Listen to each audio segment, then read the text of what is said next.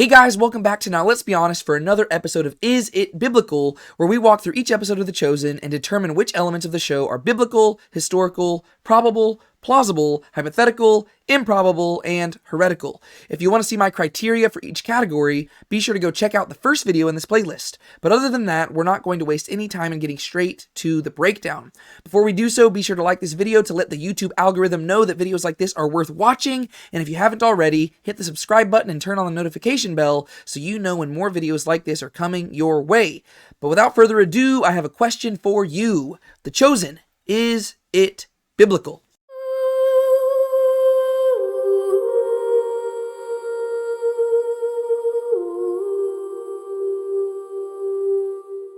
Alright, so we're going to get started with our biblical section, and I've got 8 things for us in this episode. First up is Jesus' prayer and the disciples sleeping. The episode opens up with an ominous dream sequence depicting Jesus praying in agony at night while his disciples sleep all around him. While the dream itself isn't found in Scripture, the events depicted are ripped straight from Scripture in an account that we read about in Matthew chapter 26, Mark chapter 14, and Luke chapter 22. This is what we read in Matthew's account. Then Jesus went with them to a place called Gethsemane, and he said to his disciples, "Sit here while I go over there and pray."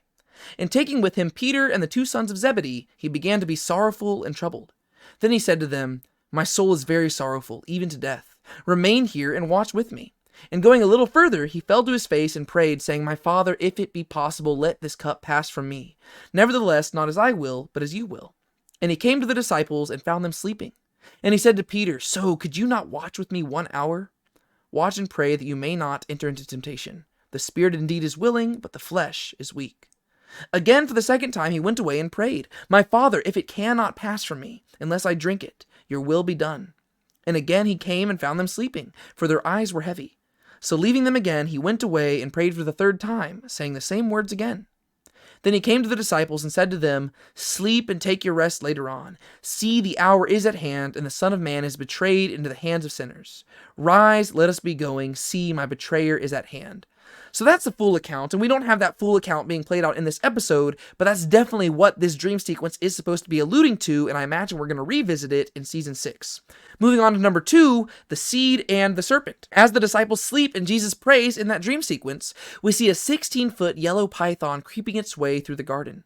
While the story of Jesus praying doesn't itself include any slithering snakes, this is likely an allusion back to the book of Genesis, where you might remember another famous story involving a snake, a garden, and a moment of great temptation. After Adam and Eve sinned for the very first time, this is what God said to the serpent. "I will put enmity between you and the woman, and between your seed and her seed. He shall bruise your head, and you shall bruise his heel." This verse is often called the Proto-Evangelium, or the first gospel, because in it God promises that one day a child will be born from the blessed and faithful line that will crush the serpent, that is, the devil, once and for all. Where Adam and Eve failed in the garden and gave in to temptation, in his garden Jesus faithfully endured through temptation and said, "Not my will, but yours be done." The inclusion of the snake might also be a reference to the 2004 film Passion of the Christ, which likewise included a snake during Christ's agony in the garden in that same scene that we see depicted here. In the Passion of the Christ, they actually took the Genesis reference a step further by having Jesus crush the snake's head by stomping on it, and therefore having the snake also bruise his heel. That all being said, I really like the inclusion of this little flash-forward dream sequence. Moving on to number 3, Claudia's dream. Speaking of the dream sequence, we see that this dream came to none other than the wife of Pontius Pilate, unnamed in Scripture but traditionally known as Claudia Procula. We don't know whether or not Claudia was consistently having dreams depicting Jesus, and we don't know exactly what dreams she had, but we do know that she had at least one dream concerning him because it is detailed in Scripture shortly before Christ's crucifixion. This is what we read in Matthew chapter 27. "So when they had gathered, Pilate said to them, 'Whom do you want me to release to you, Barabbas or Jesus who is called Christ?' For he knew that it was out of envy that they had delivered him up. Besides, while he was sitting on the judgment seat, his wife sent word to him, 'Have nothing to do with that righteous man, for I have suffered much because of him today in a dream.'" So we do have in Scripture confirmation that Pilate's wife had at least one dream about Jesus. We don't know if it was recurring or not, but we do know that she had that one, and so this is very possible, and at least the idea that she did have a dream is biblical. Moving on to number 4, to stab or not to stab. Early on in the episode, the apostles find themselves debating whether or not they need to be carrying weapons with them when they're around Jesus, so much so that they gather outside the town to sharpen their knives. While we don't have any evidence of such a debate taking place in Scripture, it's possible that this scene is a nod to the millennia-long debate Christians have had regarding pacifism and war. Jesus tells his disciples, "I have not come to bring peace, but a sword." But he also says, "Let the one who has no sword sell his cloak and buy one." But not only does he say that, but a few moments after he says that, he tells them, "All who take the sword will perish by the sword."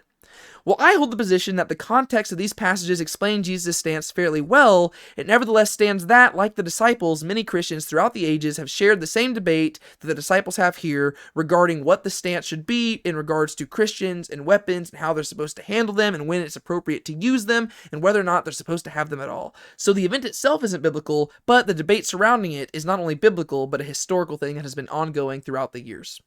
Number 5 is mass healings in Capernaum.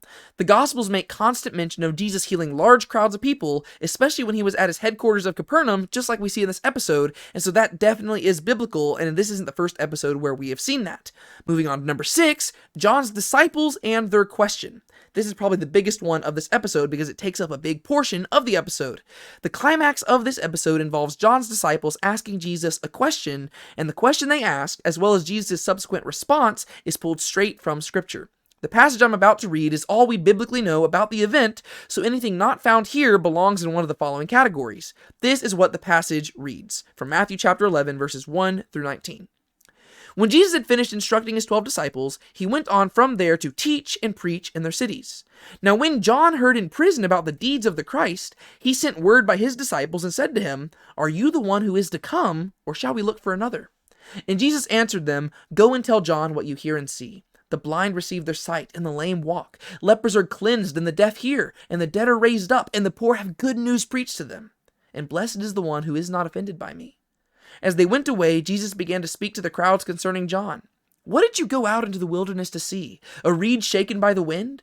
What then did you go out to see? A man dressed in soft clothing?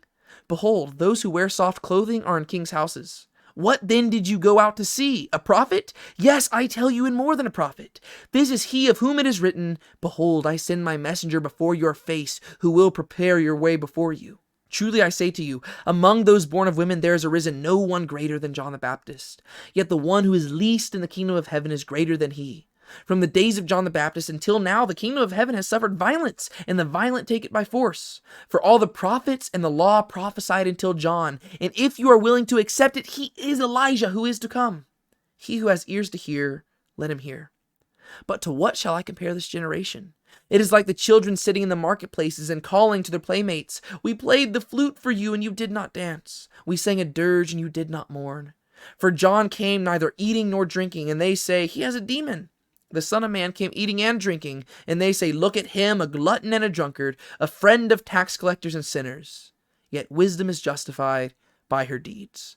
And so that entire encounter that we see at the climax of this episode is pulled straight from Scripture, and I love how they adapted it because it really does embrace the heart of it. One thing that's really shocking about this, and that they did address a little bit at the beginning of this, is how shocking it is that Jesus' forerunner, John the Baptist, expresses doubts in regards to what Jesus is doing and says, "Are we supposed to wait for another?" People have debated about what the nature of John's doubt was here, but it really seems to be something that we've seen increasingly showing up in this episode, specifically that Jesus is not meeting people's preconceived expectations regarding the Messiah. John the Baptist is the Messiah's forerunner, yet he's wasting away in prison, and he's probably saying, "Hey man, if you are who you claim to be, why are you allowing me to suffer here?" And that's a very legitimate question that John apparently had, and so it sets up this amazingly dramatic moment that we see in Scripture, and it really is one of my favorite moments regarding John the Baptist, who is one of my favorite characters in the Gospels, and not only in the Gospels, but in all Scripture. Moving on to number 7, add to the list, the dead are raised. In Jesus' response to John's disciples, he alludes to Isaiah 35, where Isaiah prophesies that, in the days of the Messiah, the eyes of the blind shall be opened, and the ears of the deaf unstopped. Then shall the lame man leap like a deer, and the tongue of the mute sing for joy. Interestingly, the passage says nothing of the dead being raised, so the writers of the show creatively used the incident with Jairus' daughter to explain why Jesus added that in there specifically to spite the Pharisee who is accusing him of all this nonsense. Interestingly, there's also a Dead Sea Scroll, Scroll 4Q521, which details prominent perspectives of the Messiah at that time. The scroll says that the Messiah is he who liberates the captives, restores sight to the blind, straightens the bent, and will heal the wounded and revive the dead and bring good news to the poor. In his response to John's disciples, Jesus leaves out the part about liberating the captive, but includes the part about raising the dead. In other words, Jesus could be sending a coded message here. John, you're going to die in prison, but don't worry, I'm in the resurrection business. So I think that's really, really cool. Moving on to number 8, our final biblical thing from this episode, broods of vipers. In the episode, the Pharisee asks Jesus how he responds to the fact that John called fellow holy men vipers. Jesus just stares at him silently, and Simon says his silence is his response. This is probably because, in Scripture, Jesus shares his cousin's sentiment. In Matthew chapter 3 and in Luke chapter 3, the baptizer calls the Pharisees and Sadducees a brood of vipers. But in Matthew chapter 12 and 23, Jesus uses the same exact title in reference to the same group of people. And so, like Simon points out in this episode, Jesus' silence does speak for his response. He also views these people as a brood of vipers, and so he doesn't need to correct John because he actually agrees with him. But that being said, those are our 8 biblical things for this episode. Let's move on to our second category, historical. And for this section, I actually have only 2 things for us. The first one is Pilate's brutality, and I've got a lot I want to talk about here. The show introduces us to Pontius Pilate as he is overseeing the crucifixion of 4 Jewish zealots, and multiple times throughout the episode, references are made to Pilate's use of force and tendency towards brutality, both of which have gotten him in trouble with his higher-ups. Sure enough, this is exactly what we see when we read about Pilate outside of Scripture. The first-century historian Philo describes Pilate as an inflexible, stubborn, and cruel man who attempted to annoy the Jews by setting up shields in Herod's palace. However, whenever they threatened to revolt or report him to his higher-ups, he withdrew, afraid that they would report his venality, his violence, his thefts, his assaults, his abusive behavior, his frequent executions of untried prisoners, and his endless savage ferocity. The Jews still ended up writing a letter to Emperor Tiberius, who reprimanded Pilate and told him to remove all the shields immediately. Another first-century historian, Josephus, records 4 notable events with Pilate. The first is from an incident early on in Pilate's governorship, when he established a standard of Caesar in Jerusalem. Since the Jews viewed this as violating the law concerning graven images, they confronted Pilate at his home in Caesarea, and when he refused to have the standards removed, they staged a multi-day-long protest. Eventually, Pilate had soldiers surround the people with weapons drawn, but when the horde of Jews collectively knelt down and said they would happily die for their faith rather than transgress the law, they actually earned Pilate's respect, and he ordered for the standards to be removed. I actually think that's a really, really cool story, and we see the complex relationship between Pilate and the Jewish people. In the second incident, Pilate used money from the temple to fund an aqueduct he was building. When the people resisted this, Pilate planted disguised soldiers within the crowd, and on his command, the soldiers started beating the people, resulting in many Jewish deaths. That one, not as good of an end of a story for Pilate. The third event Josephus details is Pilate's role in the execution of Christ, and while that's obviously a very significant thing, we don't need to mention it now, because I imagine we'll probably mention it again a few seasons from now. The last notable event Josephus mentions details how Pilate got kicked out of office. In AD 36, a group of Samaritans led a revolt, and when Pilate sent forces to resist them, many were killed. The Samaritans used various connections to report Pilate to his higher-ups, accusing him of murder and undue cruelty. Not long after, Pilate was removed from office and sent to Rome to report before the emperor. Long story short, history agrees that Pilate was a pretty brutal guy, from the beginning of his governorship to the very end, and that's exactly what we see in this show. He's already cautious of the fact, and he's already aware of the fact that he has been criticized for his brutality, but unfortunately for Pilate, that's not going to end anytime soon, and his awareness of that fact is probably going to be one of the reasons why he's so careful in his dealings with Jesus, because he really does not want to be unduly brutal. Moving on to our second and final historical thing in this episode is Miles Gloriosus. Whenever Atticus arrives to visit Pilate, we see Pontius reclining in his tent reading from a scroll, which he later reveals to be the play Miles Gloriosus, that is, The Swaggering Soldier, by the playwright Titus Maccius Plautus.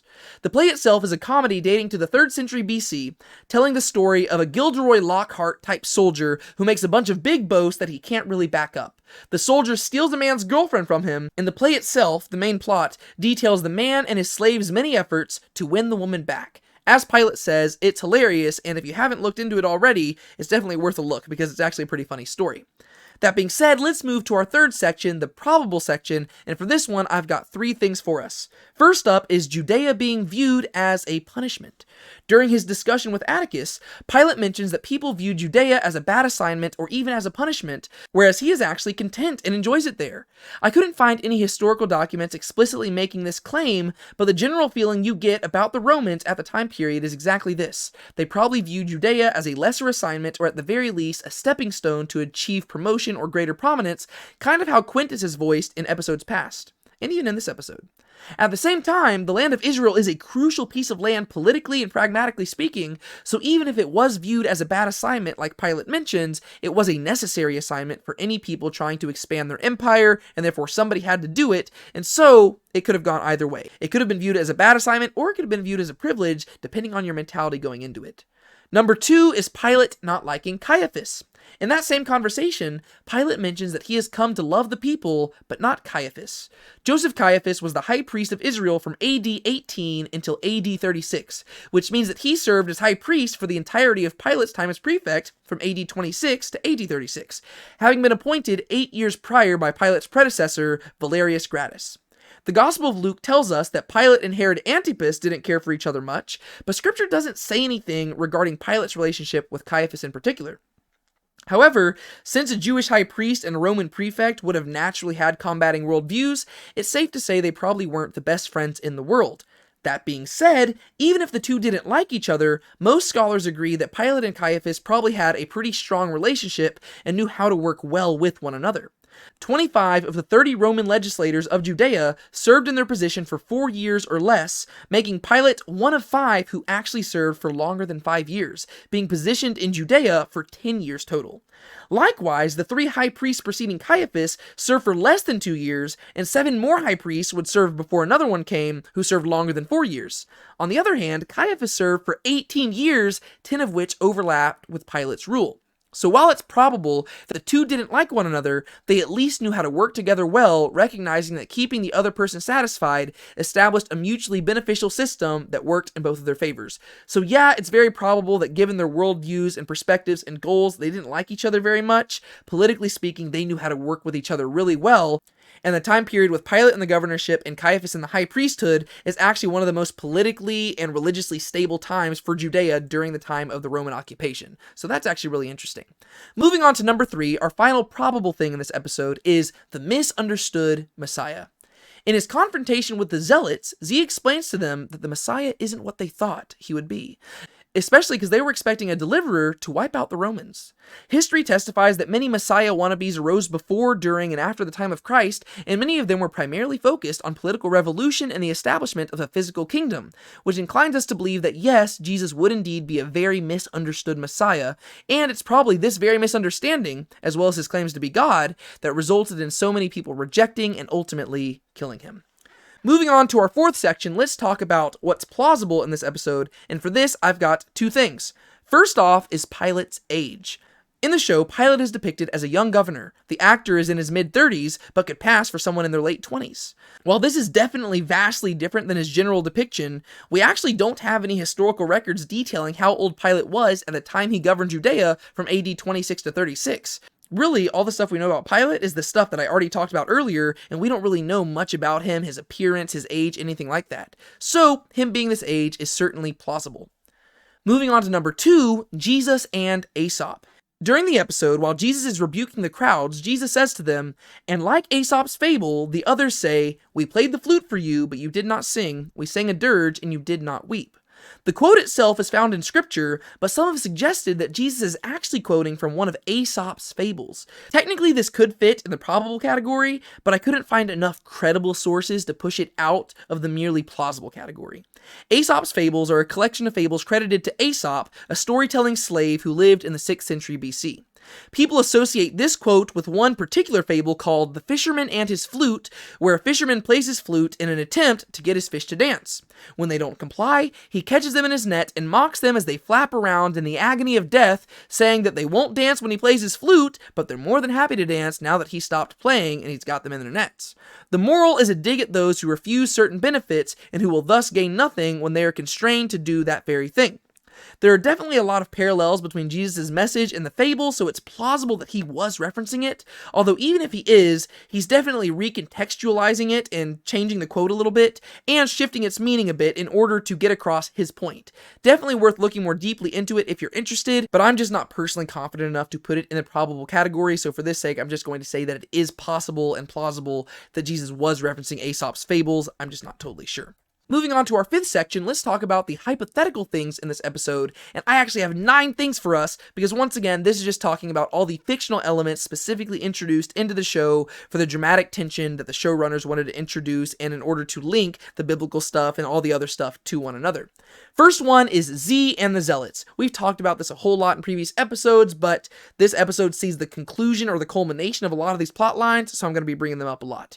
Throughout this episode, Z is wrestling through how he is going to respond to his former comrades when they inevitably come face to face, and by the end of this episode, he chooses the path of peace by falling to his knees and inviting them to join him in the kingdom of heaven. As beautiful as the scene is, it's an entirely fictional storyline created for the purposes of the show. Number 2 is Quintus's dilemma.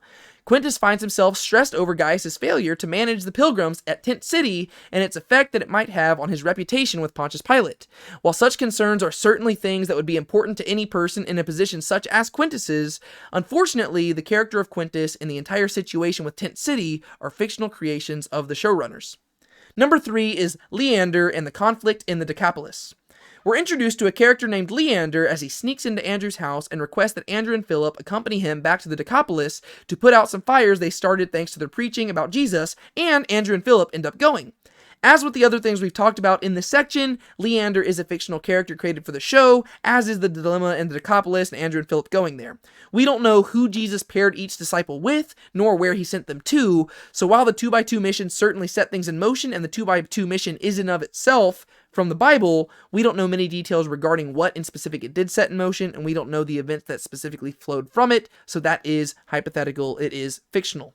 Number 4 is Mary and Tamar's conflict. The conflict between Mary and Tamar provides one of the most nuanced and thoughtfully intricate conversations thus far in the show, but the entire drama and conflict between Mary and Tamar, including their backstories, other than Mary being demon-possessed, as well as the olive oil business and everything associated with it, were something created for the show. Number 5 is Atticus's report. One big plot point that we see in this episode is Atticus reporting to Pontius Pilate his findings on Quintus and the developing circumstances of Capernaum. This is something we've anticipated for a few episodes now, ever since Atticus mentioned to Quintus that he was going to go visit Pontius Pilate, but here we actually get to see it unfolding, with Atticus arriving in Jerusalem to meet with Pilate and talk to him about all that's going on. However, as with Quintus, Atticus is a fictional character created for the show, so while it is very likely that Pilate, governor of Judea, would have wanted intel on what was going on throughout all Israel, all the specific plot points in this episode are fabricated for the purposes of the story. Number 6 is Simon and Eden's conflict. I've mentioned this part in most of our recent episodes, but since we see some resolution to the plot in this episode, it's worth mentioning again. We know very little about Simon Peter's wife in scripture. We don't even know her name, so all the storylines we see between the two of them are purely introduced into the show, fictional scenarios. We don't know about a miscarriage, we don't know about any conflict between them. Those things could have happened, but they're just introduced into the show. Number 7 is Gaius' change of heart. Gaius has been on an emotional journey this entire season, one we see further development of, in particular in this episode. While in the final 2 episodes of the season, I expect to see Gaius revealed as a character from scripture, his story arc thus far is fictional to the show, and the Gaius we encounter in the show likely isn't any of the Gaiuses mentioned in scripture, and so he in and of himself is a fictional character, though like I said, I think they are heading somewhere biblical with him in the episodes to come. Number 8 is Quintus's edict. Towards the end of the episode, Jairus makes a reference to an edict introduced by Quintus forbidding 25 or more people to be gathered at the latter part of the day, and this is something that was established by Quintus at the end of Season 2. However, like Quintus, this edict is entirely fictional. Number 9, our final hypothetical thing, is Shula and Barnaby. This episode sees both Shula and Barnaby getting healed. These 2 characters are fan favorites, but like so many we've already talked about, they're fictional. However, I'm holding out hope that Barnaby will somehow in some way end up being Barnabas, and that sometime in the future he'll introduce us to his young cousin John Mark, but I guess we'll just have to wait and see. Moving into our 6th category, we're going to talk about what's improbable, and for this, I only have one thing, and it's really nitpicky. And that thing is this: so much happening in so little time. Hear me out. When the Sons of Thunder tell Simon that John the Baptist's disciples have dropped by with news, John mentions that Andrew's visit to the baptizer back in episode 1 took place, and I quote, over a month ago. One could argue that over a month could refer to 3 months, 10 months, or 30 years, but saying the phrase over a month ago rather than months ago seems to suggest that we are dealing with a time frame around 1 month and less than 2 months. While this point is extra nitpicky and doesn't have anything to do with the biblical integrity of the show in any way whatsoever, it's worth mentioning that it's unlikely that so much could take place in so little time. We know from episode 5 that Eden's miscarriage took place 2 weeks earlier, which means that the events of episode 1, immediately after the Sermon on the Mount, to Eden's miscarriage took place over a maximum of 2 to 3 weeks, maybe 4 weeks if you're pushing it. This includes Jesus leaving for a while, the disciples taking downtime in Capernaum, Simon discussing his intentions to start a family, and then Jesus returning the next day to appoint and send them out on their mission. Then, once the apostles were gone, Eden both figured out she was pregnant and had the miscarriage, all of these things in just 2 to 3 weeks. After her miscarriage, a little less than 2 weeks pass until the disciples return, bringing us to the past 3 episodes, which seem to have taken place over a few short days. It's also worth mentioning that this means that Eden suffered her miscarriage at what must have been less than 2 weeks into her pregnancy, though in the scene she seems to be depicted as being further along, though I can't speak that confidently because we really don't get one picture of how big the baby bump or anything like that was whenever she does have that miscarriage. And like I said, this is not a big deal at all. For some reason, I just enjoy pointing out stuff like this because, for some reason, chronology just always sticks out to me in my odd brain whenever I watch shows or movies. Things like this shouldn't affect your enjoyment of the show. I just figured I'd point it out or see if maybe any of y'all could provide an explanation for something that I may have missed that might actually explain all this chronology stuff, because the chronology has been bugging me a little bit, but once again, it's not a big deal. It's just something super nitpicky that I figured I'd point out because, you know what, why not? This is my YouTube channel. I can do what I want. But I do have good news. We have nothing in the heretical section, so that is super duper exciting, and I'm really glad that we don't have anything heretical in here. The Chosen continues to impress me in that regard. That all being said, that brings us to the end of this video, and I do have one quick announcement that I want to make to you.